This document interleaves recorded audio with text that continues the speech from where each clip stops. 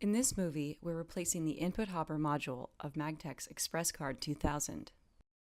The tools and equipment you'll need are a 5/32-inch ball Allen wrench, wire cutters, a replacement flex cable, gearbox, and input hopper, and some extra zip ties. There are 5 sensor cables and 1 flex cable. 2 sensors are located on the underside of hopper plate 1 toward the back of the machine. There's a 3rd cable connected to the drive motor or gearbox. 2 more are on the top deck plate underneath the hopper, along with the flex cable that should be replaced with any installation of a new input hopper. The input hopper has a total of 7 socket cap screws. There is 1 in each of its 4 corners. 2 secure the drive motor or gearbox, and a tension screw is in the front of the machine that controls the tension of the hopper transport drive belt. Park the hopper transport at the front of the device using the touchscreen by pressing Menu, Maintenance, Remove Hopper. Unlock and open the top cover using the key. Then remove all 7 card hoppers. Shut down the unit by pressing and holding the power button on the front of the machine. Unplug the power and Ethernet cables. To replace the input hopper, you'll need to remove the top and front covers first. You can watch the tutorial in another video titled Remove Top and Front Covers. Disconnect the 2 sensor cables located in the back right of the hopper deck near hopper 1. Disconnect the sensor cable connected to the gearbox or drive motor, which sits adjacent to the input hopper. The hopper shuttle breakout circuit board is mounted to the top deck plate below the center of the input hopper. Unplug the home sensor and EXC home sensor cables from the board. Disconnect the flex cable from the hopper transport.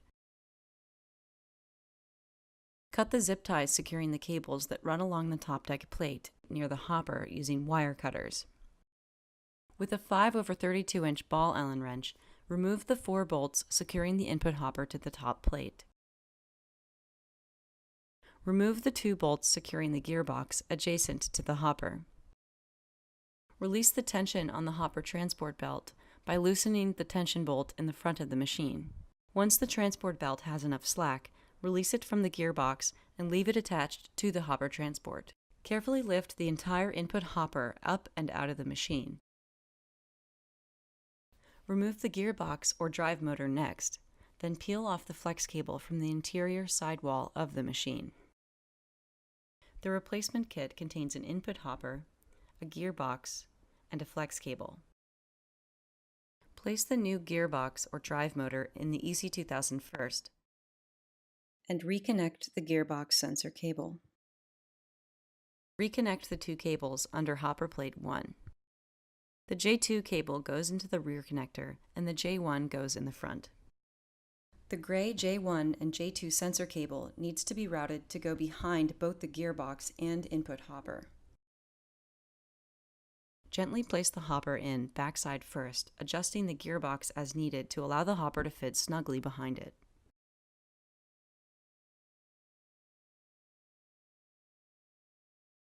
With the back end now in place, lower the front side down. Pull any loose cables toward the outside of the device to clear them out of the way. Connect the new flex cable to the board on the top deck plate and attach the other end to the hopper transport. Peel off the sticky tape and press it into the sidewall of the machine. Reconnect the 2 sensor cables on the hopper shuttle board. Install new zip ties around the cables that run along the top plate to make sure they are safely out of the way of the hopper transport path. Reinsert the 4 bolts securing the hopper plate.